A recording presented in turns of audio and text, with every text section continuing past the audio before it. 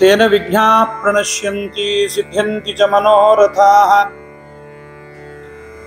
ಯೋಂತಃ ಪ್ರವಿಶ್ಯ ಮಮ ವಾಚಮಿಮಾಂ ಪ್ರಸುಪ್ತಾಂ ಸಂಜೀವಯತ್ಯಖಿಲ ಶಕ್ತಿ ಧರಸ್ವಧಾಮ್ನಾ ಅನ್ಯಾಂಶ್ಚ ಹಸ್ತಚರಣಶ್ರವಣತ್ವಗಾದೀನ್ ಪ್ರಾಣಾನ್ ನಮೋ ಭಗವತೆ ಪುರುಷಾಯ ತುಭ್ಯಂ. ಶ್ರೀಮತೋ ರಾಘವೇಂದ್ರಸ್ಯ ನಮಾಮಿ ಪದಪಂಕಜೇ ಕಾಮಿತಾಶೇಷ ಕಲ್ಯಾಣ ಕಲನಾ ಕಲ್ಪಪಾದಪೋ ಜಲಜ್ಯೇಷ್ಠ ನಿಭಾಕಾರಂ ಜಗದೀಶ ಪದಾಶ್ರಯಂ ಜಗತೀತಲ ವಿಖ್ಯಾತಂ ಜಗನ್ನಾಥ ಗುರುಂ ಭಜೆ. ಹರಿಕಥಾಮೃತ ಸಾರ ಗುರುಗಳ ಕರುಣದಿಂದ ಪನಿತು ಬೇಡುವೆ, ಪರಮ ಭಗವದ್ಭಕ್ತರು ಇದನ್ನು ಆದರದಿ ಕೇಳುವುದು. ಶ್ರೀರಮಣಿಕರ ಕಮಲ ಪೂಜಿತ ಚಾರು ಚರಣ ಸರೋಜ ಬ್ರಹ್ಮ ಸಮೀರ ವಾಣಿ ಫಣೀಂದ್ರ ವೀಂದ್ರ ಭವೇಂದ್ರ ಮುಖ ವಿನುತ ನೀರಜ ಭವಾಂಡೋದಯ ಸ್ಥಿತಿ ಕಾರಣನೆ ಕೈವಲ್ಯದಾಯಕ ನಾರಸಿಂಹನೆ ನಮಿಪೆ ಕರುಣೆ ಪುದು ಯಮಗೆ ಮಂಗಳವಾ. ಮನುಷ್ಯ ದೇಹದಲ್ಲಿ ಬಂದ ಜೀವರು ಈ ಭಾರತ ಭೂಮಿಯಲ್ಲಿ ಹುಟ್ಟಿದಾಗ ಪರಮಶ್ರೇಷ್ಠವಾದ ಬ್ರಾಹ್ಮಣ ಜನ್ಮಾದಿಗಳು ಬಂದಾಗ ಆ ಜನ್ಮಗಳಲ್ಲಿ ಮಾಡಬೇಕಾದ ವಿಧಿವಿಧಾನಗಳನ್ನ ಶಾಸ್ತ್ರದಲ್ಲಿ ಬಹಳಷ್ಟು ತಿಳಿಸಿದ್ದಾರೆ, ಎಚ್ಚರಿಕೆಯನ್ನು ಮಾಡಿದ್ದಾರೆ. ಮಾಡುವ ಕರ್ಮಗಳೆಲ್ಲವನ್ನೂ ಕೂಡ ಬಿಂಬರೂಪಿಯಾದ ಭಗವಂತನಿಗೆ ಅರ್ಪಣೆ ಮಾಡಬೇಕು ಎಂಬುದಾಗಿ ನಿರೂಪಣೆ ಮಾಡಿದ್ದಾರೆ. ಮಾಡುವ ಕೆಲಸಗಳು ಸಾಂಗವಾಗಬೇಕಾದರೆ ಭಗವಂತನಿಗೆ ಅರ್ಪಣೆಯಾಗಬೇಕು. ಅದಾಗದೇ ಇದ್ರೆ ಅದು ಕರ್ಮ ತನ್ನ ಫಲವನ್ನ ನಮಗೆ ಕೊಡೋದಿಲ್ಲ. ಹಾಗಾಗಿ ಕರುಣಾಶಾಲಿಗಳಾದ ಜಗನ್ನಾಥದಾಸರು ಹರಿಕಥಾಮೃತ ಸಾರದಲ್ಲಿ ಅನೇಕ ವಿಚಾರಗಳ ಚಿಂತನೆಯನ್ನ ಮಾಡುತ್ತಾ ಮಧ್ಯದಲ್ಲಿ ನಾಮಸ್ಮರಣೆಯ ಬಗ್ಗೆ ಹೇಳಿದರು. ಇಂದಿನ ಸಂಧಿಯಲ್ಲಿ ನಾಮಸ್ಮರಣೆಯನ್ನ ಮಾಡಿಬಿಟ್ರೆ ಎಲ್ಲ ಪಾಪಗಳು ಹೋಗಿಬಿಡುತ್ತೆ, ಭಗವದ್ ಅನುಗ್ರಹ ಆಗತ್ತೆ ಎಂಬುದನ್ನು ಹೇಳಿದ್ದಾರೆ. ಕೇವಲ ನಾಮಸ್ಮರಣೆ ಮಾಡಿ ನಮಗೆ ಹೇಳಿದ ಮಿಕ್ಕ ವಿಧಿವಿಧಾನಗಳನ್ನು ಮಾಡದೇ ಹೋದರೆ ನಾಮಸ್ಮರಣೆ ಮಾಡಿದರೂ ಫಲವನ್ನು ಕೊಡೋದಿಲ್ಲ. ಹಾಗಾಗಿ ನಾಮಸ್ಮರಣೆ ಮಾಡತಕ್ಕಂಥವನಿಗೆ ಕೆಲವೊಂದು ಕರ್ತವ್ಯಗಳನ್ನು ಹೇಳಿದ್ದಾರೆ ಶಾಸ್ತ್ರದಲ್ಲಿ. ಅದಕ್ಕಾಗಿ ಮುಂದಿನ ಸಂಧಿಯಲ್ಲಿ ಪಿತೃಗಣ ಸಂಧಿ ಅಥವಾ ಸರ್ವಜೀವನ ಕಲ್ಪ ಸಂಧಿ ಎಂಬುದಾಗಿ ಹೇಳ್ತಾ ಈ ಸಂಧಿಯಲ್ಲಿ ಮೃತರಾದ ತಂದೆಗಳಿಗೆ ಮಕ್ಕಳು ಮಾಡುವ ಕರ್ತವ್ಯ ಕರ್ಮಗಳ ಬಗ್ಗೆ ಕೇವಲ ಮಂತ್ರಗಳನ್ನು ಹೇಳಿ ಎಡಕ್ಕೆ ಬಲಕ್ಕೆ ಜನಿವಾರವನ್ನ ಹಾಕಿ ಎಳ್ಳನ್ನು ಮುಟ್ಟಿ ಪಿಂಡ ಪ್ರದಾನಾದಿಗಳನ್ನು ಮಾಡುವುದಷ್ಟೇ ಅಲ್ಲದಲ್ಲವೇ ಭಗವಂತನ ಚಿಂತನೆಯನ್ನು ಅಲ್ಲಿ ನಡೆಯಬೇಕು ಎನ್ನುವುದು ಮುಖ್ಯವಾಗಿ ನಾವು ತಿಳಿಯಬೇಕಾದದ್ದು. ಭಗವಂತನ ಚಿಂತನೆ ಇಲ್ಲದೆ ಕೇವಲ ಕರ್ಮಗಳನ್ನು ಮಾಡಿದರೆ ಅದು ಫಲವನ್ನು ಕೊಡೋದಿಲ್ಲ. ಕರ್ಮಗಳು ಯಾವತ್ತೂ ಕೂಡ ಸರ್ವಂ ಕರ್ಮಾಖಿಲಂ ಪಾರ್ಥ ಜ್ಞಾನೇ ಪರಿಸಮಾಪ್ಯತೆ ಎಂದಿದ್ದಾನೆ ಕೃಷ್ಣ ಭಗವದ್ಗೀತೆಯಲ್ಲಿ. ಸಕಲ ಕರ್ಮಗಳು ಜ್ಞಾನ ಪುರಸ್ಸರವಾಗಿ ನಡೆದಾಗ ಮಾತ್ರ ಕರ್ಮಗಳು ಫಲವನ್ನು ನಮಗೆ ಉಂಟು ಮಾಡುತ್ತವೆ. ಹಾಗಾಗಿ ಅನೇಕ ಕರ್ಮಗಳ ಮಧ್ಯೆ ಮಗ ತನ್ನ ತಂದೆ ಮೃತನಾದ ಮೇಲೆ, ತಂದೆ ತಾಯಿಗಳು ಮೃತನಾದ ಮೇಲೆ ತಾನು ಮಾಡಬೇಕಾದ ಶ್ರಾದ್ದ ಕರ್ಮ, ಇದನ್ನು ಮಾಡುವುದರಿಂದ ಮನೆಯಲ್ಲಿ ಪಿತೃಗಳು ತಾವು ಬಂದವರು ನಮಗೆ ಆಶೀರ್ವಾದವನ್ನು ಮಾಡಿ ಹೋಗುತ್ತಾರೆ. ಆರೋಗ್ಯವಂತನಾಗಿರು ಮತ್ತು ಮಕ್ಕಳು ಮೊಮ್ಮಕ್ಕಳಿಂದ ಐಶ್ವರ್ಯದಿಂದ ಕೂಡಿ ಸುಖವಾಗಿ ಬಾಳು ಎಂಬುದಾಗೆಲ್ಲ ಆಶೀರ್ವಾದವನ್ನು ಮಾಡುತ್ತಾರೆ. ಆದ್ದರಿಂದ ಆ ಶ್ರಾದ್ದವನ್ನು ಮಾಡುವಾಗ ಭಗವಂತನ ಸ್ಮರಣೆ ಅತ್ಯಂತ ಅವಶ್ಯಕವಾದ್ದರಿಂದ ಜಗನ್ನಾಥದಾಸರು ಅದರ ಬಗ್ಗೆ ಸಾಕಷ್ಟು ವಿಚಾರಗಳನ್ನು ನಮಗೆ ಹೇಳ್ತಾ ಇದ್ದಾರೆ. ಇವತ್ತು 9ನೇ ಪದ್ಯವನ್ನು ನೋಡ್ತಾ ಇದ್ದೇವೆ ಹರಿಕಥಾಮೃತ ಸಾರದ ಪಿತೃಗಣ ಸಂಧಿಯಲ್ಲಿ. ಷಣ್ಣವತಿ ಎಂಬಕ್ಷರೇಟ್ಯನು ಷಣ್ಣವತಿ ನಾಮದಲ್ಲಿ ಕರೆಸುತ್ತ ತನ್ನವರು ಸದ್ಭಕ್ತಿ ಪೂರ್ವಕದಿಂದ ಮಾಡುತ್ತಿಗ ಪುಣ್ಯಕರ್ಮವ ಸ್ವೀಕರಿಸಿ ಕಾರುಣ್ಯ ಸಾಗರ ಸಲಹುವನು ಬ್ರಹ್ಮಣ್ಯ ದೇವ ಭವಾಬ್ಧಿಪೋತ ಬಹುಪ್ರಕಾರದಲ್ಲಿ. ಪದಚ್ಛೇದ. ಷಣ್ಣವತಿ ಎಂಬ ಅಕ್ಷರ ಈಡ್ಯನು ಷಣ್ಣವತಿ ನಾಮದಲ್ಲಿ ಕರೆಸುತ್ತ ತನ್ನವರು ಸದ್ಭಕ್ತಿ ಪೂರ್ವಕದಿಂದ ಮಾಡುತ್ತೀಗ ಪುಣ್ಯಕರ್ಮವ ಸ್ವೀಕರಿಸಿ ಕಾರುಣ್ಯ ಸಾಗರ ಸಲಹುವನು ಬ್ರಹ್ಮಣ್ಯ ದೇವ ಭವಾಬ್ದಿ ಪೋತ ಬಹುಪ್ರಕಾರದಲ್ಲಿ. ಒಂದು ಪದ್ಯದಲ್ಲಿ ಎಷ್ಟೊಂದು ವಿಚಾರಗಳನ್ನು ತುಂಬಿಬಿಡ್ತಾರೆ ಜಗನ್ನಾಥದಾಸರು. ಹಾಗಾಗಿಯೇ ಹರಿಕಥಾಮೃತ ಸಾರಕ್ಕೆ ಅನೇಕ ವ್ಯಾಖ್ಯಾನಗಳು ಇನ್ನೂ ನಡೀತಲೇ ಇದೆ. ಇದರಲ್ಲಿ ಜ್ಞಾನಿಗಳು ಪ್ರವೇಶ ಮಾಡಿದಷ್ಟು ಬಹು ವಿಚಾರಗಳನ್ನು ಹೆಕ್ಕಿ ಹೆಕ್ಕಿ ಹಗೆದು ಬಗೆದು ನಮಗೆ ಕೊಡ್ತಾ ಇದ್ದಾರೆ. ಭಗವಂತನಿಗೆ ಷಣ್ಣವತಿ ಎಂಬತಕ್ಕಂತಹ ಹೆಸರಿದೆ. ಷಣ್ಣವತಿ ಎಂಬತಕ್ಕಂತಹ ಅಕ್ಷರಗಳಿಂದ ಸ್ತುತಿ ಮಾಡಿಸಿಕೊಳ್ಳುವಂತಹ ಭಗವಂತ, ಅವನಿಗೆ ಷಣ್ಣವತಿ ಅಂತಲೇ ಹೆಸರಿದೆ. ಅವನೇ ಜನಾರ್ದನ. ಭಗವಂತನವರು ಸದ್ಭಕ್ತಿ ಪೂರ್ವಕವಾಗಿ ಏನು ಶ್ರಾದ್ದಾದಿ ಪುಣ್ಯಕರ್ಮಗಳನ್ನು ಮಾಡ್ತಾರೆ ಅದನ್ನು ಭಗವಂತ ಸ್ವೀಕಾರ ಮಾಡ್ತಾನೆ. ಯಾಕೆ ಮಾಡ್ತಾನೆ ಅಂದ್ರೆ ಅವನು ಕಾರುಣ್ಯ ಸಾಗರ, ಬೇರೆಯವರಿಗೆ ಯಾರಿಗೂ ತಗೊಳ್ಳಿಕ್ಕೆ ಬರೋದಿಲ್ಲ. ಯಾವ ಇತರ ದೇವತೆಗಳಿಗೂ ಅದನ್ನು ಸ್ವೀಕಾರ ಮಾಡಲಿಕ್ಕೆ ಬರೋದಿಲ್ಲ. ಅಂತರ್ಯಾಮಿಯಾಗಿದ್ದು ಬಿಂಬನಾಗಿದ್ದು ಸಕಲ ವಿಧವಾದ ಕರ್ಮಗಳ ಪುಣ್ಯಕರ್ಮಗಳನ್ನು ಅವನು ಸ್ವೀಕಾರ ಮಾಡ್ತಾನೆ. ಆದ್ದರಿಂದ ಜನಾರ್ದನ ಅವನೆಂಥವನಾಗಿದ್ದಾನೆ ಅಂದ್ರೆ ಬ್ರಹ್ಮಣ್ಯ ದೇವನಾಗಿದ್ದಾನೆ. ಬ್ರಹ್ಮಣ್ಯ ಆತ ಭಗವಂತ ಭವಾಬ್ದಿ ಎಂಬತಕ್ಕಂತಹ ಆ ಸಂಸಾರ ಎಂಬತಕ್ಕಂತಹ ಸಾಗರದಿಂದ ನಮ್ಮನ್ನು ದಾಟಿಸ್ತಾನೆ, ಉದ್ಧರಿಸುವವನಾಗಿದ್ದಾನೆ. ಬಹುಪ್ರಕಾರದಿಂದ ನಮಗೆ ಅನುಗ್ರಹವನ್ನು ಮಾಡುತ್ತಾನೆ. ಭಗವಂತ ಷಣ್ಣವತಿ ಎಂಬ ಅಕ್ಷರಡ್ಡೆ ಷಣ್ಣವತಿ ನಾಮದಲ್ಲಿ ಕರೆಸ್ತಾನೆ.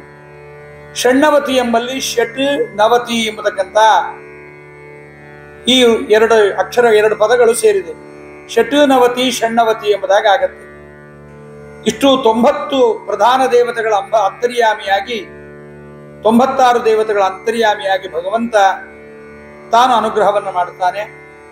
ಹಿಂದಿನ ಪದ್ಯಗಳಲ್ಲಿ ಹೇಳಿದ್ದೇವೆ, ವಸುಗಳು, 11 ರುದ್ರರು, ಏಕಾದಶ ಆದಿತ್ಯರು, ಪ್ರಜಾಪತಿಗಳು, ಮುಖ್ಯ ಪ್ರಾಣ ಸಹಿತರಾದ ಮರುತರು ಅಂತ. ಇವರಿಂದ ಪ್ರತಿಪಾದ್ಯನಾದ ಭಗವಂತನ ಈ ರೂಪಗಳನ್ನು ತಿಳಿಯಬೇಕು. ವಸುಗಳಲ್ಲೆಷ್ಟು, ರುದ್ರರಲ್ಲೆಷ್ಟು, ಆದಿತ್ಯರಲ್ಲೆಷ್ಟು, ಕರ್ತೃಕರ್ಮ ಕ್ರಿಯಾಗಳಲ್ಲಿ ಇದನ್ನ ತಿಳಿದು ನಾವು ಭಗವಂತನವರಾಗಿ, ವೈಷ್ಣವರಾಗಿ, ವಿಷ್ಣು ಭಕ್ತರಾಗಿ ಪರಮಾತ್ಮನಿಗೆ ಅರ್ಪಣೆ ಮಾಡತಕ್ಕಂಥವರಾದರೆ ಜನಾರ್ದನ ರೂಪಿಯಾದ ಭಗವಂತ ತಾನು ಕರೆಸಿಕೊಂಡವನು ನಾವು ಮಾಡುವ ಪುಣ್ಯಕರ್ಮವನ್ನು ಅವನು ಸ್ವೀಕಾರ ಮಾಡ್ತಾನೆ. ಇಲ್ಲೇದ್ರೆ ನಾವು ಕೃಷ್ಣಾರ್ಪಣ ಮಸ್ತು ಅಂತಂದರೂ ಕೂಡ ವಿಷ್ಣು ಸರ್ವೋತ್ತಮತ್ವಾದಿಗಳ ಜ್ಞಾನವಿಲ್ಲದೆ ಭಗವಂತನಿಗೆ ಅದನ್ನು ಅರ್ಪಣೆ ಮಾಡಿದರೆ ಭಗವಂತ ಸ್ವೀಕಾರ ಮಾಡುವುದಿಲ್ಲ. ಆದ್ದರಿಂದ ಜಗನ್ನಾಥದಾಸರೊಂದು ಮಾತನ್ನು ಹೇಳ್ತಾರೆ, ತನ್ನವರು ಸದ್ಭಕ್ತಿ ಪೂರ್ವಕದಿಂದ ಮಾಡುತ್ತೀಗ ಪುಣ್ಯಕರ್ಮವ ಸ್ವೀಕರಿಸಿ. ತನ್ನವರು ಮಾಡುವ ಪುಣ್ಯಕರ್ಮವನ್ನ ಅವರು ತನ್ನವರು ಮಾಡುವಾಗ ಸದ್ಭಕ್ತಿ ಪೂರ್ವಕವಾಗಿ ಮಾಡ್ತಾರೆ. ಭಕ್ತಿ ಬೇರೆ, ಸದ್ಭಕ್ತಿ ಬೇರೆ. ತಾರತಮ್ಯ, ಪಂಚಭೇದ, ವಿಷ್ಣು ಸರ್ವೋತ್ತಮತ್ವಾದಿ ಜ್ಞಾನಗಳಿಂದ ಕೂಡಿದ ಭಕ್ತಿಗೆ ಸದ್ಭಕ್ತಿ ಎಂದು ಕರೀತಾರೆ. ಅದು ಪುಣ್ಯಕರ್ಮ ಆಗತ್ತೆ, ಅದನ್ನು ಭಗವಂತ ಸ್ವೀಕಾರ ಮಾಡ್ತಾನೆ. ಭಗವಂತನವರಲ್ಲದೆ ಬೇರೆಯವರು ಮಾಡಿದರೆ ಅದನ್ನು ಭಗವಂತ ಸ್ವೀಕಾರ ಮಾಡೋದಿಲ್ಲ. ಧರ್ಮೋ ಭವತ್ಯ ಧರ್ಮೋಪಿ ಕೃತೋ ಭಕ್ತಿ ಸ್ತವಾಚ್ಯುತ ಪಾಪಂ ಭವತಿ ಧರ್ಮೋಪಿ ಯೋನ ಭಕ್ತಿ ಕೃತೋ ಹರೇಹೇ ಅಂತ. ವಿಷ್ಣು ಭಕ್ತರು ಒಂದೊಮ್ಮೆ ಅಧರ್ಮವನ್ನು ಮಾಡಿದ್ರು ಭಗವಂತ ಅದನ್ನ ಪುಣ್ಯಕರ್ಮ ಅಂತ ಮಾಡಿಬಿಡ್ತಾನೆ, ಪಾಪಕರ್ಮ ಮಾಡಿದ್ರು ಪುಣ್ಯ ಅಂತ ಮಾಡಿಬಿಡ್ತಾನೆ. ವಿಷ್ಣು ಭಕ್ತರಲ್ಲದೆ ಇದ್ದವರು ಪುಣ್ಯಕರ್ಮವನ್ನು ಮಾಡಿದರೂ ಕೂಡ ಭಗವಂತ ಅದನ್ನ ಪಾಪಕರ್ಮವನ್ನ ಮಾಡಿಬಿಡುತ್ತಾನೆ. ಅನೇಕ ಉದಾಹರಣೆಗಳಿದೆ. ಭಗವಂತನವರು ವಿಷ್ಣು ಭಕ್ತರು ಪ್ರಾರಬ್ಧ ವಶದಿಂದ ಪಾಪವನ್ನು ಮಾಡಿದಾಗ ಕೊನೆಗೆ ಪಶ್ಚಾತ್ತಾಪ ಪಡುತ್ತಾರೆ, ಭಗವಂತನಲ್ಲಿ ಸದ್ಭಕ್ತಿಯನ್ನು ಮಾಡುತ್ತಾರೆ, ಭಗವಂತನಿಗೆ ಪ್ರಿಯರಾಗಿರುತ್ತಾರೆ. ಅದಕ್ಕೆ ಅಪಿಚೇತ್ ಸುದುರಾಚಾರ ಭಜತೆ ಮಾಮ ಅನನ್ಯ ಭಾಕ್ ಸಾಧುರೇವ ಸಮಂತವ್ಯ ಸಮ್ಯಕ್ ವ್ಯವಹಿತೋ ಹಿ ಸಹ ಅಂತ. ಪ್ರಾರಬ್ಧ ವಶದಿಂದ ದುರಾಚಾರಗಳನ್ನ, ಶಾಸ್ತ್ರ ನಿಷಿದ್ಧವಾದ ಕರ್ಮಗಳನ್ನು ಮಾಡಿದವನನ್ನ ಭಗವಂತ ಪ್ರಾರಬ್ಧ ವಶದಿಂದ ಮಾಡಿದ್ದಾನೆ ಎಂಬುದಾಗಿ ಬಿಟ್ಟು ಪಶ್ಚಾತ್ತಾಪ ಪಟ್ಟಿದ್ದಾನೆ ಎಂಬುದನ್ನು ಸ್ವೀಕಾರ ಮಾಡಿ ಭಗವಂತನಿಗೆ ಅವರು ಪ್ರಿಯರಾಗುತ್ತಾರೆ. ಪಾಪಕರ್ಮ ಮಾಡಿದ್ದಕ್ಕೆ ತುಂಬಾ ಪಶ್ಚಾತ್ತಾಪ ಪಡುತ್ತಾರೆ, ಭಗವನ್ನಾಮಗಳ ಸ್ಮರಣೆಯನ್ನು ಮಾಡುತ್ತಾರೆ. ಅಜಾಮಿಳ ಪ್ರಾರಬ್ಧ ವಶದಿಂದ ತನ್ನ ಪುಣ್ಯ ಹೆಚ್ಚಾಗಿದ್ದನ್ನು ಕಳೆದುಕೊಳ್ಳಲಿಕ್ಕೆ ತಾನು ಒಬ್ಬ ನೀಚ ಸ್ತ್ರೀ ಸಂಘವನ್ನು ಮಾಡಿದ.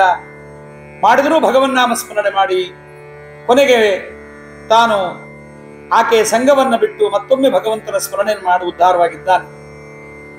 ಇಂದ್ರ ಅಹಲ್ಯಾ ಸಂಘವನ್ನು ಮಾಡ್ತಾನೆ, ಚಂದ್ರ ತಾರಾ ಸಂಘವನ್ನು ಮಾಡ್ತಾನೆ. ಇವರೆಲ್ಲ ಮಾಡಿದರೂ ಕೂಡ ಯಾರಿಗೂ ಕೂಡ ಭಗವಂತ ಮೋಕ್ಷವನ್ನು ತಪ್ಪಿಸೋದಿಲ್ಲ. ಯಾಕೆಂದ್ರೆ ಅವರು ಸ್ವರೂಪದಿಂದ ಭಗವತ್ ಭಕ್ತರು. ಅದಕ್ಕೆ ಜಗನ್ನಾಥದಾಸರು ತನ್ನವರು ಮಾಡುತ್ತೀಗ ಆ ಪುಣ್ಯಕರ್ಮವನ್ನು ತಾನು ಸ್ವೀಕಾರ ಮಾಡ್ತಾನೆ, ಪಾಪಗಳನ್ನ ದೈತ್ಯರಿಗೆ ಕೊಡ್ತಾನೆ. ಭಗವದ್ ಭಕ್ತರು ಮಾಡಿದ ಪಾಪವನ್ನ ದೈತ್ಯರಿಗೆ, ದೈತ್ಯರು ಮಾಡಿದ ಪುಣ್ಯವನ್ನ ಭಗವದ್ಭಕ್ತರಿಗೆ ಹೊಂದಿಸಿಕೊಡ್ತಾನೆ ಭಗವಂತ ಅಂತ ಶಾಸ್ತ್ರದಲ್ಲಿ ವಿಹಿತವಾಗಿದೆ.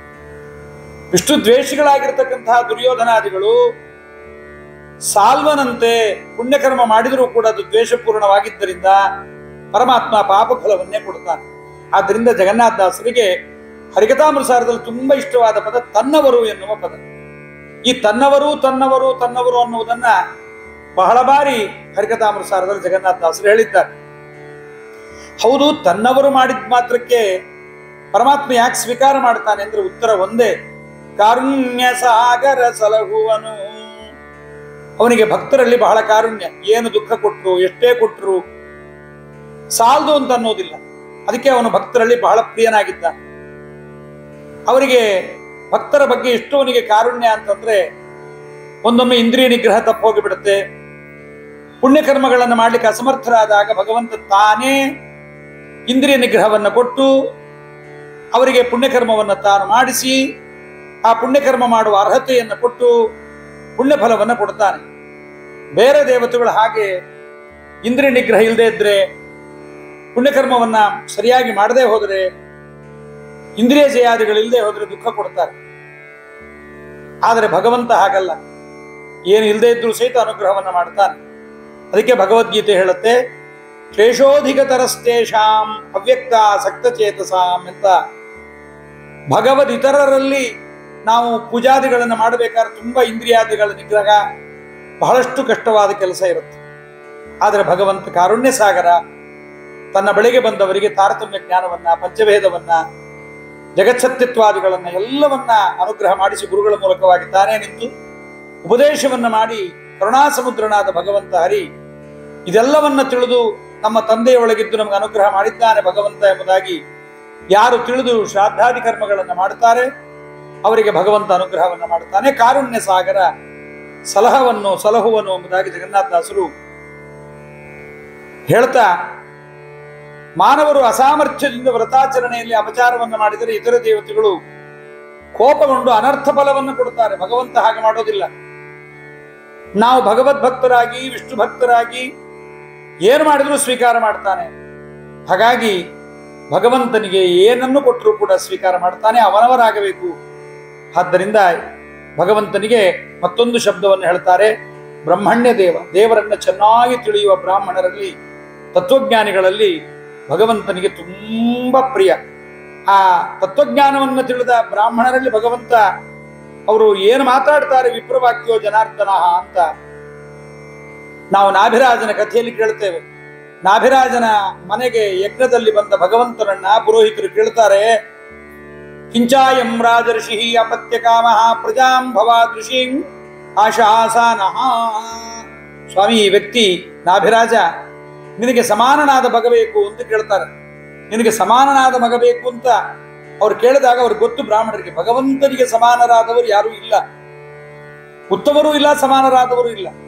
ಆದ್ರೂ ಭಗವಂತ ಹೇಳ್ತಾನೆ, ಇದು ನಿಮಗೆ ಗೊತ್ತಿದ್ರೂ ಕೂಡ ನಾನು ಅವತಾರ ಮಾಡಬೇಕು ಅಂತ ನೀವು ಕೇಳಿದ್ದೀರಿ. ಆದ್ರಿಂದ ಭಗವಂತ ಹೇಳ್ತಾನೆ, ಬ್ರಾಹ್ಮಣರು ನನ್ನ ಮುಖದಿಂದ ಹುಟ್ಟಿದ್ದೀರಿ, ತತ್ವಜ್ಞಾನಿಗಳು, ನಿಮ್ಮ ಮಾತನ್ನು ಸತ್ಯ ಮಾಡ್ತೀನಿ, ನಾನೇ ರಾಭಿರಾಜನಿಗೆ ಮಗನಾಗಿ ಹುಟ್ಟುತ್ತೀನಿ ಅಂತ ಭಗವಂತ ಅಂತಾನೆ. ವಿಪ್ರವಾಕ್ಯೋ ಜನಾರ್ದನಃ, ನಾನು ನೀವು ಆಡಿದ ಮಾತು ನಿಜ ಮಾಡ್ತೀನಿ ಅಂತ ಭಗವಂತ ಅಂತಾನೆ. ಹಾಗಂದು ಅನುಗ್ರಹವನ್ನ ಮಾಡುತ್ತಾನೆ. ತತ್ವಜ್ಞಾನಿಗಳು ತಾವು ಏನು ಮಾಡಿದ್ರು ಭಗವಂತ ಸ್ವೀಕಾರ ಮಾಡ್ತಾನೆ. ಕೆಲವೊಮ್ಮೆ ಭೃಗು ಋಷಿಗಳು ಬಂದು ಭಗವಂತನ ಎದೆಗೆ ಬದ್ದರು. ಭಗವಂತ ತಾನಿತ್ತು ಬಂದು ಕಾಲಿಗೆ ನೋವಾಯ್ತಾ? ವಜ್ರಾದಪಿ ಕಠೋರ ನನ್ನ ಹೃದಯ, ಅದಕ್ಕೆ ಒದ್ರಿ ತಮ್ಮದು ಮೃದುವಾದ ಕಾಲು, ಅಯ್ಯೋ ಎಂಥ ಕೆಲಸವಾಯಿತು ಅಂತ ಆತಂಕೊಳ್ತಾನೆ ಶ್ರೀನಿವಾಸ.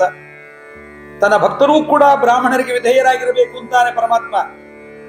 ಯಾಕೆಂದ್ರೆ ವಿಪ್ರ ಶಾಪಕ್ಕೆ, ಬ್ರಾಹ್ಮಣರ ಶಾಪಕ್ಕೆ ನಾನು ಹೆದರ್ತೀನಿ, ಹಾಗೆ ನೀವು ಹೆದರಬೇಕು. ಯಾಕೆಂದ್ರೆ ಬ್ರಾಹ್ಮಣರನ್ನ ಹಿಂಸೆ ಮಾಡಬಾರದು. ಆ ಬ್ರಾಹ್ಮಣರನ್ನು ವಿರೋಧ ಮಾಡಿ ವಿಪ್ರರನ್ನು ಹಿಂಸೋದನ್ನು ನಾನು ಸಹಿಸೋದಿಲ್ಲ. ನನ್ನ ಭಕ್ತರಾಗಿ ಬ್ರಾಹ್ಮಣರಿಗೆ ವಿರೋಧ ಮಾಡಿದ್ರೆ ನಾನು ಶಾಪ ಕೊಡ್ತೇನೆ, ನನ್ನ ವಿರೋಧ ಮಾಡಿದ್ರೆ ನಾನು ಕೊಡೋದಿಲ್ಲ. ಬ್ರಾಹ್ಮಣರನ್ನು ವಿರೋಧ ಮಾಡಿದರೆ, ಭಗವದ್ಭಕ್ತರ ದ್ವೇಷವನ್ನು ಮಾಡಿದ್ರೆ ನಾನು ಸಹಿಸೋದಿಲ್ಲ ಅಂತ. ಆದ್ರಿಂದ ಎಲ್ಲ ಅಪರಾಧಗಳಿಗೆ ದಂಡನೆಯನ್ನು ಹಾಕುವ ರಾಜನಿಗೂ ಕೂಡ ಭಗವಂತ ವಿಧಾನವನ್ನು ಮಾಡುತ್ತಾನೆ. ನೀವು ಬಹಳ ದೇಹದಿಂದ ಅಸಮರ್ಥರಾದ ಜಪತಪಾದಿಗಳನ್ನು ಮಾಡುವ, ಫಲಾದಿಗಳನ್ನು ತಿಂದು ಸಾತ್ವಿಕ ಆಹಾರವನ್ನು ತಿನ್ನುವ ಬ್ರಾಹ್ಮಣರನ್ನ, ನೀವು ಪುರುಷರಾಗಿರುವವರನ್ನ, ಶಾರೀರಿಕವಾಗಿ ದುರ್ಬಲರಾಗಿರ್ತಕ್ಕಂಥವರನ್ನ ಹಿಂಸೆ ಮಾಡಬಾರದು. ವಪನಂ ದ್ರವಿಣಾದಾನಂ, ತಲೆ ಬೋಳಿಸಿಬಿಡ್ರಿ, ದುಡ್ಡು ಕೊಡದೆ ಬಿಡ್ರಿ, ಊರು ಬಿಡಿಸಿ ಓಡಿಸಿರಿ ಅಷ್ಟೇ, ಅವರಿಗೆ ದೇಹದಿಂದ ದಂಡನೆ ಇಲ್ಲ ಅಂತ ಭಗವಂತನೇ ತಾನು ಆಕ್ರಮಣಗಳನ್ನು ಬೇರೆಯವರು ಮಾಡಬಾರದು ಬ್ರಾಹ್ಮಣರ ಮೇಲೆ ಎಂಬುದಾಗಿ ಬಹಳ ದೊಡ್ಡ ಮಾತನಾಡಿದ್ದಾನೆ. ಶ್ರೀಮದ್ ಆಚಾರ್ಯರು ಭಾಗವತ ತಾತ್ಪರ್ಯದಲ್ಲಿ ಒಂದು ಮಾತನ್ನು ಹೇಳ್ತಾರೆ.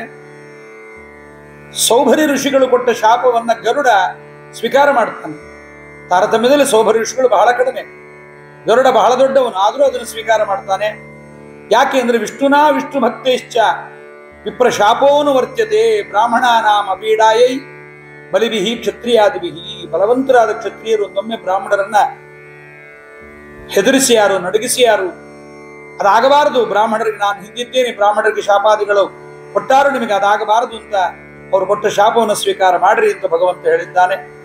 ಆದ್ದರಿಂದ ಬ್ರಹ್ಮಣ್ಯ ದೇವ ಈ ಪದದಿಂದ ಇಷ್ಟು ಅರ್ಥವನ್ನು ತಿಳಿಸ್ತಾರೆ.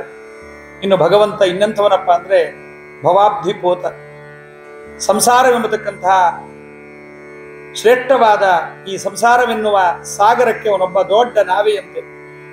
ಅವನಲ್ಲಿ ಕೂತೆ ಹರಿ ಎನ್ನುವ ಗೋಲು, ಹರಿಗೋಲು ಅಂತಾರೆ ನೋಡ್ರಿ. ಅದಕ್ಕೆ ಕನ್ನಡದಲ್ಲಿ ಪರಮಾತ್ಮ ಎಂಬತಕ್ಕಂಥವನೇ ಗೋಲು, ಹರಿಗೋಲು, ಅವನೇ ನದಿಯನ್ನು ದಾಟಿಸುವನು. ಆದ್ದರಿಂದ ಪರಮಾತ್ಮ ಅವನೇ ನಮಗೆ ಭವಾಬ್ಧಿಪೋತ.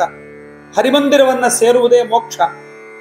ಪರಮಾತ್ಮ ತಾನೇ ತನ್ನ ಭಕ್ತರನ್ನು ಕರ್ಕೊಂಡು ಹೋಗಿ ಸಂಸಾರ ಸಾಗರವನ್ನು ದಾಟಿಸಿ ತನ್ನ ಮಂದಿರಕ್ಕೆ ಕರೆತರ್ತಾನೆ. ಅದಕ್ಕೆ ಯೇಷಪಂಥ ಅನ್ನ ತೈತ್ರಿಯ ಉಪನಿಷತ್ತು. ಆದ್ದರಿಂದ ಭವಾಬ್ಧಿಪೋತ ಅವನಾಗಿದ್ದಾನೆ, ನೌಕೆಯಂತಿದ್ದಾನೆ. ಅವನೇ ನಮ್ಮನ್ನು ದಾಟಿಸಬೇಕೇ ಹೊರತು ಬೇರೊಬ್ಬರು ಯಾರಲ್ಲ. ನಮ್ಮ ಪಿತೃಗಳನ್ನ, ನಮ್ಮನ್ನು ಇಬ್ಬರನ್ನು ದಾಟಿಸುವವನವನೇ. ಈತ ಪರಮಾತ್ಮ ಹೇಗೆಲ್ಲ ನಮಗೆ ಅನುಗ್ರಹ ಮಾಡ್ತಾನೆ. ಭವಾಬ್ಧಿಪೋತನಾದವನು ಅಂದರೆ ಬ್ರಹ್ಮಣ್ಯ ದೇವ ಭವಾಬ್ಧಿಪೋತ ಬಹು ಪ್ರಕಾರದಲ್ಲಿ ಸಲಹುವನು. ಒಬ್ಬನಲ್ಲಿ ನಿಂತಾಡುವನು, ಮತ್ತೊಬ್ಬನಲ್ಲಿ ನೋಡುವನು, ಬೇಡುವನೊಬ್ಬನಲ್ಲಿ ಮಾತಾಡುವನು ಬೆರಗಾಗಿ. ಒಬ್ಬರದ ಹೆದ್ದೈವನಿವ ಮತ್ತೊಬ್ಬರನ್ನು ಲೆಕ್ಕಿಸನು, ಲೋಕದೊಳೊಬ್ಬನೇ ತಾ ಬಾಧ್ಯ ಬಾಧಕನಾ ನಿರ್ಭೀತ. ಬಹುಪ್ರಕಾರವಾಗಿ ಸಲತಾನೆ.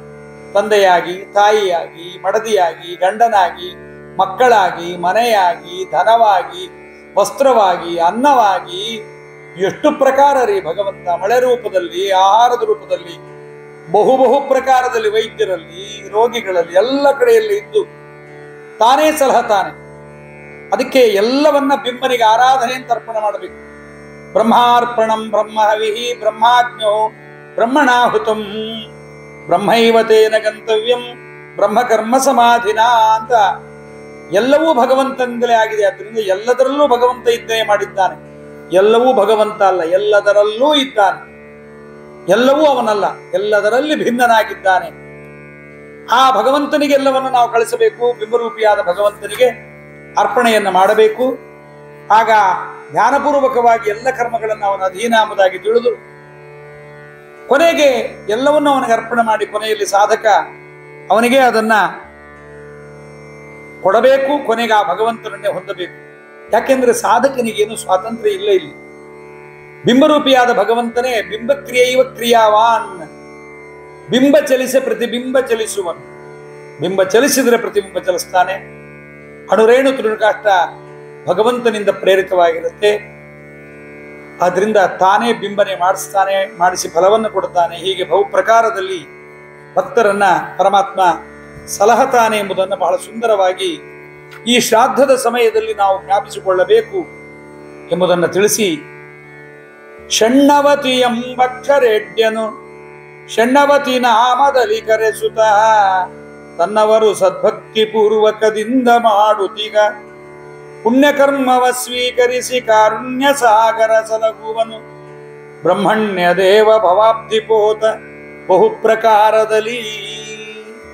ಆದ್ದರಿಂದ ಆ ಭಗವಂತ ನಮಗೆಲ್ಲವನ್ನು ಕೊಡ್ತಾನೆ ಎಂಬುದನ್ನು ತಿಳಿದು ಅನುಗ್ರಹವನ್ನು ಮಾಡ್ತಾನೆ ಎಂಬುದಾಗಿ ತಿಳಿದು, ದೇವರು ಪರಮಾತ್ಮ ಮೃತರಾದವರಿಗೂ ಆಹಾರವನ್ನು ಕೊಡ್ತಾನ, ನಮಗೆ ನಾವೇ ಕಷ್ಟಪಡಬೇಕು, ನಾವು ಕೊಟ್ಟಿದ್ದು ಅಲ್ಲಿಗೆ ಹೆಂಗೆ ಹೋಗುತ್ತೆ, ನಾವಿದ್ದಾಗಲೇ ನಮ್ಮ ತಂದೆ ತಾಯಿ ನಮಗೆ ಕೂಡಿಸಿ ಅನ್ನ ಹಾಕಲಿಲ್ಲ, ನಾವು ಕಷ್ಟಪಟ್ಟು ಬಿಟ್ವಿ.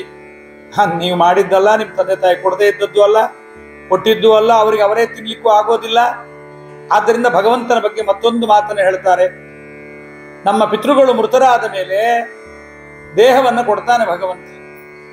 ಇಲ್ಲಿದ್ದ ಮಾನವ ದೇಹ ಹೋದರೆ ಬೇರೆ ಒಂದು ಯಾತನಾ ದೇಹ ಅಂತ, ಯಾತನಾ ದೇಹದಲ್ಲಿ ನರಕಾದಿಗಳಲ್ಲಿ ಅವರನ್ನಿಟ್ಟು ಅಲ್ಲಿ ದುಃಖಪಡಿಸ್ತಾನೆ.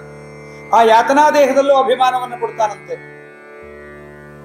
ನರಕಶ್ಚಾನುಗೃಹಂತಿ ಯಾಮ್ಯಾಮ್ಯೋ ನಿಮ್ಮ ಸೌಗತಃ, ಇವನು ನರಕಸ್ಥೋಪಿ ಎಂ ದೇಹಂ ನವೈಸ ಪುಮಾನ್ ತೆಕ್ತುಮರ್ಹತಿ.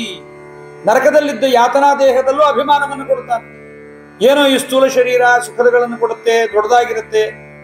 ನರಕದಲ್ಲಿರುವ ಯಾತನಾ ದೇಹ ಸಣ್ಣಗಿರುತ್ತೆ. ಆ ಸಣ್ಣಗಿರುವ ದೇಹದಲ್ಲೂ ಭಗವಂತ ಅಭಿಮಾನವನ್ನು ಕೊಡ್ತಾನೆ.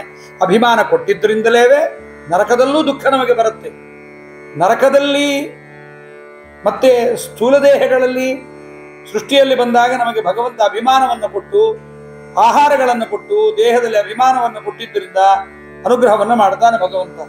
ಆದ್ದರಿಂದ ತಂದೆ ತಾಯಿಗಳಿಗೆ ದೇಹವನ್ನು ಕೊಡ್ತಾ ಇರ್ತಕ್ಕಂಥ ಭಗವಂತ ಬಿಂಬರೂಪಿಯಾದ ಸ್ವಾಮಿ ನಮಗೆ ಆಹಾರವನ್ನು ಕೊಡದೇ ಇರ್ತಾನ. ಅದಕ್ಕೆ ನೀವು ತಂದೆ ತಾಯಿಗಳ ಮಾಧ್ಯಮದಲ್ಲಿ ಭಗವಂತನ ಆರಾಧನೆಯನ್ನ ಕುಸುರುದ್ರ ಆದಿತ್ಯಗಳ ಮೂಲಕವಾಗಿ ಮಾಡಿ ಎಂಬುದನ್ನು ಜಗನ್ನಾಥದಾಸರು ಹೇಳ್ತಾ ಮುಂದಿನ ಪದ್ಯದಲ್ಲಂತಾರೆ, ದೇಹಗಳ ಕೊಡುವವನು ಅವರವರ ಆಹಾರವನ್ನು ಕೊಡದಿಗನೆ ಸುಮನ ಸಮಗಿತ ಮಂಗಳ ಚರಿತ ಸದ್ಗುಣ ಭರಿತ ನನವರತ ಅಹಿಕ ಪಾರತ್ರಿಕ ಸುಖಪ್ರದ ವಹಿಸಿ ಬೆನ್ನಿಲಿ ಬೆಟ್ಟವ ಮೃತವ ದ್ರುಹಿಣ ಮೊದಲಾದವರಿಗುಣಿಸಿದ ಮುರಿದ ನಹಿತರನು. ಒಂದು ಉದಾಹರಣೆ, ಒಂದು ವಿಷಯ, ಎರಡನ್ನೂ ಹೇಳ್ತಾರೆ ಜಗನ್ನಾಥದಾಸರು. ಪದಚ್ಛೇದ, ದೇಹಗಳ ಕೊಡುವವನು, ಅವರವರ ಆಹಾರವನ್ನು ಅನ್ಲಿಕ್ಕೆ ಆಹಾರವನ್ನು ಅಂತಾರೆ.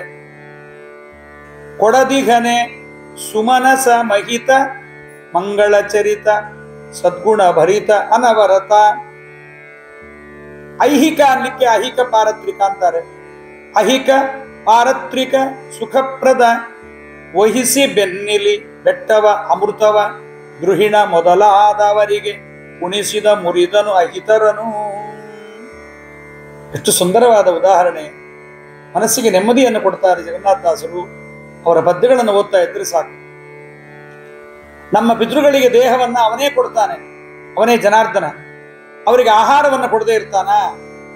ಅವನೆಂಥವನಪ್ಪ ಅಂದ್ರೆ ದೇವತೆಗಳಿಂದ ಪೂಜಿತನಾದವನು. ನೀವೇನ್ ಪೂಜೆ ಮಾಡಬಲ್ರಿ ಅವನಿಗೆ? ರುದ್ರಾದಿ ದೇವತೆಗಳು, ಗರುಡಾದಿ ದೇವತೆಗಳು, ಲಕ್ಷ್ಮೀದೇವಿ, ವಾಯುದೇವರು, ಬ್ರಹ್ಮದೇವರು ಮೊದಲಾದವರಿಂದ ಪೂಜಿತನಾದವನು. ಪರಮ ಮಂಗಳವಾದ ಚರಿತ್ರೆ ಉಳ್ಳವನು ಭಗವಂತ. ಮಂಗಳಾನಾಂಚ ಮಂಗಳಂ ಅಂತ ಕರೆಸಿಕೊಂಡವನು ಆ ಭಗವಂತ.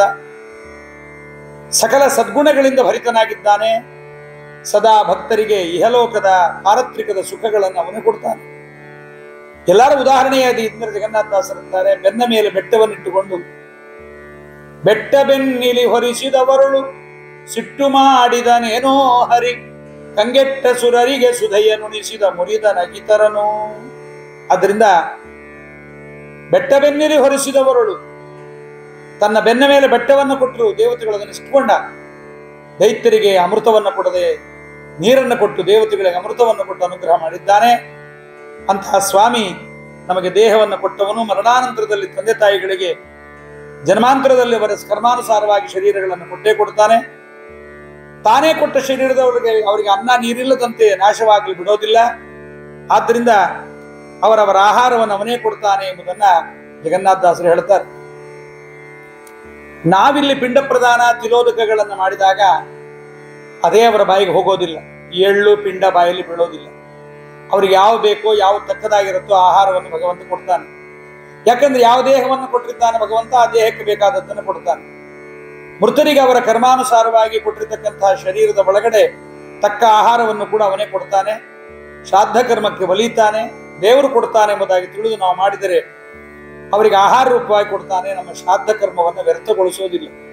ನಾವು ತನ್ನವರಾಗಿ ಭಗವಂತನವರಾಗಿ ಭಗವಂತ ತಲುಪಿಸ್ತಾನೆ ಎನ್ನುವ ಜ್ಞಾನದಿಂದ ಮಾಡಬೇಕಷ್ಟೇ ಹೊರತು ಇದೇನು ಕರ್ಮ, ಇದೇನು ಮಾಡಬೇಕು, ಇದ್ದಾಗ ಸಾಕಾಗಿದೆ ಮಾಡಿ ಅಂತ ಅನ್ನದೇ ಅವರ ಕರ್ಮವನ್ನು ಮಾಡಬೇಕು. ಸುಮನಸಮಹಿತ ಭಗವಂತ ವಸುಗಳು, ರುದ್ರರು, ಆದಿತ್ಯರು ನಮ್ಮ ಜೀವನದ 3 ಕಾಲಗಳಲ್ಲಿ ಪ್ರಾತಃಸವನ, ಮಾಧ್ಯಂದಿನ ಸವನ, ಸಾಯಂ ಸವನ ಮೂಲಕವಾಗಿ ಯಜ್ಞರೂಪದಿಂದ ನಮ್ಮ ಅನೇಕ ಕೆಲಸಗಳನ್ನು ಮಾಡಿ ಬಿಂಬರೂಪಿಯಾದ ಭಗವಂತನಿಗೆ ಅರ್ಪಣೆ ಮಾಡಿದ್ದಾರೆ. ಮರಣಾನಂತರದಲ್ಲೂ ಪಿತೃಪಿತಾಮಹ ಪ್ರಪಿತಾಮಹರಲ್ಲಿದ್ದು ನಮಗೆ ಭಗವಂತನನ್ನ ಬಿಂಬಾರ್ಚನೆಯನ್ನು ಅವರು ಮಾಡ್ತಾ ಇದ್ದಾರೆ. ಇದು ನಮ್ಮ ತಂದೆ ತಾಯಿಗಳಿಗೆ ತಿಳಿಯೋದಿಲ್ಲ. ನಾವು ನಮಗೆ ಮೇಲ್ನೋಟಕ್ಕೆ ಕಾಣಿಸೋದಿಲ್ಲ, ಶಾಸ್ತ್ರಾಧ್ಯಯನ ಮಾಡಿದಾಗ ಮಾತ್ರ ನಮಗೆ ಕಾಣಿಸುತ್ತೆ. ಆದ್ರಿಂದಲೇ ಇದೆಲ್ಲ ಭಗವಂತನ ಮಾಡ್ತಾನೆ. ಆದ್ರಿಂದ ಅವನನ್ನ ಸುಮನಸ ಮಹಿತ, ಮಹಿತ ಅಂದ್ರೆ ಮಹಾಪೂಜಾಯಾಮ್ ಅಂತ, ದೇವತೆಗಳಿಂದ ಪೂಜೆಗೆ ಭಗವಂತ ಒಳಗಾಗಿದ್ದಾನೆ. ದೇವತೆಗಳಿಂದ ಪೂಜಿತನಾಗಿದ್ದಾರೆ. ಆದ್ರಿಂದ ಅವನು ಮಂಗಳ ಚರಿತ್ರನಾಗಿದ್ದಾನೆ. ಭಗವಂತನ ಚರಿತ್ರೆ ಮಂಗಳವಾದ ಚರಿತ್ರೆ, ನಮ್ದು ಅಮಂಗಳ ಚರಿತ್ರೆ. ಭಗವಂತನ ಕಥೆಯನ್ನು ಕೇಳಿದ್ರೆ ನಮಗೆಲ್ಲ ಮಂಗಳ ಉಂಟಾಗತ್ತೆ.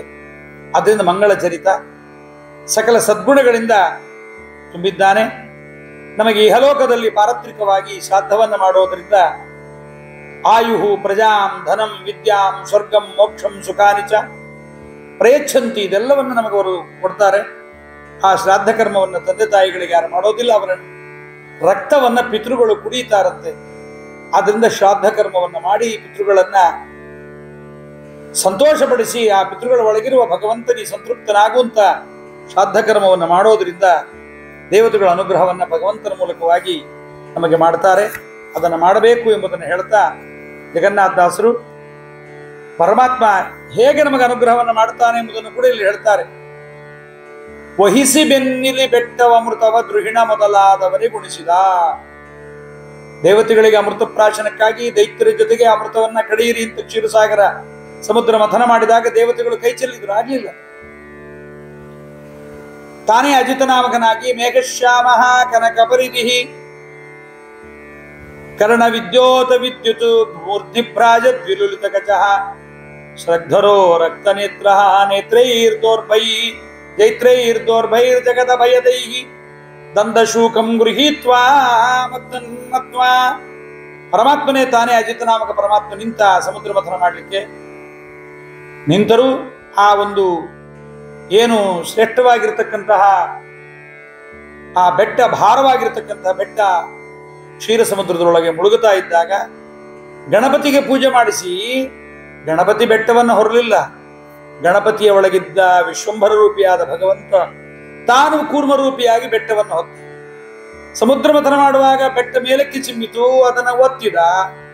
ಸಮುದ್ರ ಮಥನಕ್ಕೆ ದೇವತೆಗಳ ಕೈಲಾಗದೆ ಇದ್ದಾಗ ತಾನೇ ಮಥನ ಮಾಡಿದ. ಸಮುದ್ರದ ಒಳಗೆ ಬೆಟ್ಟ ಮುಳುಗಿ ಹೋಗ್ತಾ ಇದ್ರೆ ತಾನೇ ಕೂರ್ಮರೂಪಿಯಾಗಿ ನಿಂತು ಬೆಟ್ಟವನ್ನು ಹೊತ್ತ. ಇಷ್ಟೆಲ್ಲ ಆದ ಮೇಲೂ ಅಮೃತವನ್ನ ಯಾರೋ ದೇವತೆಗಳು ತಂದು ಕೊಡ್ಲಿಲ್ಲ, ಯಾವ ದೇವತೆಗಳು ಅಮೃತವನ್ನು ತರಲಿಲ್ಲ. ಆಗ ಭಗವಂತ ತಾನು ಧನ್ವಂತರಿ ರೂಪನಾಗಿ ಬಂದು ಅಮೃತವನ್ನು ದೇವತೆಗಳಿಗೆ ಕೊಟ್ಟ. ಆದರೆ ದೇವತೆಗಳನ್ನು ಇಟ್ಕೊಳ್ಳಿಕ್ಕಾಗಲಿಲ್ಲ, ದೈತ್ಯರು ಕಸಿದುಕೊಂಡು ಬಿಟ್ಟರು. ಆಗ ಭಗವಂತ ಪುನಃ ಮೋಹಿನಿ ರೂಪವನ್ನ ಧಾರಣ ಮಾಡಿ ದೇವತೆಗಳಿಗೆ ಅಮೃತವನ್ನು ಉಣಿಸಿದ. ಯಾಕೆ? ದೇವತೆಗಳು ತನ್ನ ಭಕ್ತರು, ಅವರು ಯೋಗ್ಯರು, ಅವರು ಜಗತ್ಕಂಟಕರಲ್ಲ. ದೈತ್ಯರಿಗೆ ಅಮೃತವನ್ನು ಕೊಟ್ಟರೆ ಜಗತ್ತಿಗೆ ಕಂಟಕ ಮಾಡ್ತಾರೆ. ಹಾವುಗಳಿಗೆ ಹಾಲನ್ನು ಹಾಕಿದ್ರೆ ಹೇಗೆ ವಿಷದ ವೃದ್ಧಿಯೋ ಹಾಗೆ ದೈತ್ಯರಿಗೆ ಅಮೃತವನ್ನು ಕೊಟ್ಟರೆ ಜಗತ್ಕಂಟಕರಾಗುತ್ತಾರೆ. ಹಾಗಾಗಿ ದೈತ್ಯರ ಕೈಗೆ ಅಮೃತವನ್ನು ಕೊಡಲಿಲ್ಲ ಭಗವಂತ. ದೈತ್ಯರಿಗೆ ತನ್ನ ರೂಪದಿಂದ ವಂಚನೆ ಮಾಡಿ, ಮೋಹಿನಿ ರೂಪದಿಂದ ವಂಚನೆ ಮಾಡಿ ಭಗವಂತ ದೇವತೆಗಳಿಗೆ ಶ್ರೇಷ್ಠವಾದ ಅಮೃತವನ್ನು ಉಣಿಸಿದ. ಇಷ್ಟೂ ವಿಚಾರವನ್ನ ಜಗನ್ನಾಥದಾಸರು ವಹಿಸಿ ಬೆನ್ನಿಲಿ ಬೆಟ್ಟವ, ಆ ಬೆಟ್ಟವನ್ನ ತನ್ನ ಬೆನ್ನ ಮೇಲಿಟ್ಟುಕೊಂಡು ಅಮೃತವ ದ್ರುಹಿಣ ಮೊದಲಾದವರಿಗೆ, ದೇವತೆ ಮೊದಲಾದ ಎಲ್ಲರಿಗೂ ಕೂಡ ಭಗವಂತ ಆ ಅಮೃತವನ್ನ ಹಂಚಿದ್ದಾನೆ. ಆದ್ರಿಂದ ಆ ಭಗವಂತ ದ್ರುಹಿಣ ಮೊದಲಾದ ದೇವತೆಗಳೇ ಮೊದಲಾಗಿರ್ತಕ್ಕಂಥ ಅಲ್ಲಿ ಬಂದವರಿಗೆಲ್ಲರಿಗೂ ಕೂಡ ಅಮೃತವನ್ನ ಕೊಟ್ಟ. ಹೀಗೆ ಸ್ವಾಮಿಯ ಮಹಿಮೆಯನ್ನ ನಾವು ತಿಳಿಯಬೇಕು. ತತ್ರ ತತ್ರ ಸ್ಥಿತೋ ವಿಷ್ಣು ತತ್ತಚ್ಛಕ್ತಿ ಪ್ರಬೋಧೆಯನ್ನ ಏಕಏವ ಮಹಾಶಕ್ತಿ ಕುರುತೆ ಸರ್ವಮಂಜಸ ಅಂತ ಒಬ್ಬನೇ ಭಗವಂತ ಅನೇಕ ಅಧಿಷ್ಠಾನಗಳಲ್ಲಿದ್ದು ಅನೇಕ ಕಾರ್ಯಗಳನ್ನು ತಾನೇ ಮಾಡಿ ತಾನು ನಮಗೆ ಫಲವನ್ನು ಕೊಡ್ತಾನೆ. ಮಗುವಿಗೆ ಡ್ರೆಸ್ ಹಾಕೋದು ತಾಯಿ, ಮಗುವಿಗೆ ಶೂ ಹಾಕ್ತಾಳೆ, ಟೈ ಹಾಕ್ತಾಳೆ, ಬ್ಯಾಗನ್ನು ಸರಿ ಮಾಡಿ ಕೊಡ್ತಾಳೆ, ಡಬ್ಬಿಗೆ ಅನ್ನವನ್ನು ಹಾಕೊಡ್ತಾಳೆ, ಶಾಲೆಗೆ ಕರ್ಕೊಂಡು ಹೋಗಿಬಿಡ್ತಾಳೆ, ಶಾಲೆಯಿಂದ ಕರ್ಕೊಂಡು ಬರ್ತಾಳೆ, ತಿಂದಿದ್ದಾನ ಇಲ್ಲೋ ಡಬ್ಬಿಯಲ್ಲಿ ಅಂತ ನೋಡ್ತಾನೆ, ತಾಯಿ ನೋಡ್ತಾಳೆ, ಮನೆಗೆ ಬಂದ ಮೇಲೆ ಎಲ್ಲ ಡ್ರೆಸ್ ತೆಗಿತಾಳೆ, ಹೋಮ್ವರ್ಕ್ ಏನ್ ಕೊಟ್ಟಿದ್ದಾರೆ ನೋಡ್ಕೊಂಡು ತೊಡೆ ಮೇಲೆ ಕೂಡಿಸಿಕೊಂಡು ಪ್ರೀತಿಯಿಂದ ಮಗು ಏನೋ ನೋಡ್ತಾ ಇರುತ್ತೆ, ಆ ಮಗುವಿನ ಕೈ ಹಿಡಿದು ತಾನು ಹೋಮ್ವರ್ಕ್ ಮಾಡಿಸ್ತಾಳೆ, ತಾಯಿ ಮಲಗಿಸ್ತಾಳೆ. ಇಷ್ಟೆಲ್ಲವನ್ನ ತಾಯಿ ಮಾಡಿಸಿದ್ದು ಮಗುವಿಗೆ ಗೊತ್ತಾಗಲ್ಲ. ಆದ್ರೆ ತಾಯಿ ತಾನು ಮಾಡೋದಕ್ಕೆ ಫಲಾಪೇಕ್ಷೆಯನ್ನು ಪಡೋದಿಲ್ಲ. ಹಾಗೆ ಭಗವಂತ ನಮ್ಮೊಳಗಿದ್ದು ಸಕಲ ಕರ್ಮಗಳನ್ನ ಮಾಡಿಸಿ ಫಲವನ್ನ ನಮಗೆ ಕೊಡ್ತಾನೆ. ಇದನ್ನ ನಾವು ತಿಳ್ಕೊಂಡ್ರೆ ಭಗವಂತ ನಮಗೆ ಪರಮಾನುಗ್ರಹವನ್ನು ಮಾಡ್ತಾನೆ. ಇದು ತಿಳಿಯದೆ ನಾನೇ ಮಾಡಿದನೆಂಬುವ, ತಾನೇ ಮಾಡ್ತೀನಿ ಕರ್ಮಗಳನ್ನ ಅಂತಂದವ ನರಕಕ್ಕೆ ಹೋಗಿ ಬಿಡುತ್ತಾನೆ. ಹೀಗೆ ಜಗನ್ನಾಥದಾಸರು ಕರ್ಮಭೂಮಿಯಾದ ಭಾರತದಲ್ಲಿ ಬಂದಿರುವ ಸನಾತನ ಧರ್ಮದಲ್ಲಿ ಬಂದ ಈ ಶ್ರಾದ್ದ ಎನ್ನುವ ಕ್ರಿಯೆ ಭಾರತದ ಉದ್ದಗಲಕ್ಕೂ ನೀವು ಎಲ್ಲೇ ಹೋಗಿ ನೋಡಿದ್ರು, ಯಾವ ಜಾತಿಯಲ್ಲಿ ನೋಡಿದ್ರು ಶ್ರಾದ್ದ ಕರ್ಮವನ್ನ ಅವರವರ ಧರ್ಮಕ್ಕೆ ಮತಕ್ಕೆ ಅನುಗುಣವಾಗಿ ಮಾಡ್ತಾರೆ. ಆ ಶ್ರಾದ್ದ ಕರ್ಮಗಳನ್ನು ಸನಾತನ ಧರ್ಮದಲ್ಲಿ ಹೇಳಿದ್ದಾರೆ. ಅಂತಹ ಧರ್ಮದಲ್ಲಿ ಹೇಳಿದ್ದನ್ನು ಮಾಡುವಾಗ ಈ ಒಂದು ಭಗವಂತನ ಸ್ಮರಣೆಯು ಜೊತೆಗೂಡಿದರೆ ಪುಣ್ಯಾಧಿಕ್ಯವಾಗತ್ತೆ, ಫಲಾಧಿಕ್ಯವಾಗತ್ತೆ, ನಿಮಗೆ ಭಗವದ್ ಅನುಗ್ರಹ ಬರುತ್ತೆ, ಕೃತಜ್ಞತಾ ದೋಷದಿಂದ ಪರಿಹೃತರಾಗುತ್ತೀರಿ ಎನ್ನುವ ಮೊದಲಾದ ವಿಷಯಗಳನ್ನ ಜಗನ್ನಾಥದಾಸರು ಹೇಳಿದ್ದಾರೆ. ಮುಂದೆ ಸಪ್ತಾನ್ನ ಪ್ರಕರಣವನ್ನ ಹೇಳ್ತಾರೆ. ಬಹಳ ಅದ್ಭುತವಾದ ವಿಚಾರಗಳನ್ನ ಮುಂದಿನ ಸಂಚಿಕೆಯಲ್ಲಿ ಕೇಳೋಣ. ಶ್ರೀಕೃಷ್ಣಾರ್ಪಣಮಸ್ತು. ಕಾಯೇನ ವಾಚಾ ಮನಸೇಂದ್ರಿಯೇರ್ವ ಬುದ್ಧ್ಯಾತ್ಮನಾವಾನುಸೃತ ಸ್ವಭಾವಂ ಕರೋಮಿ ಯದ್ಯತ್ ಸಕಲಂ ಪರಸ್ಮೈ ನಾರಾಯಣಾಯೇತಿ ಸಮರ್ಪಯಾಮಿ. ಹರಯೇ ನಮಃ.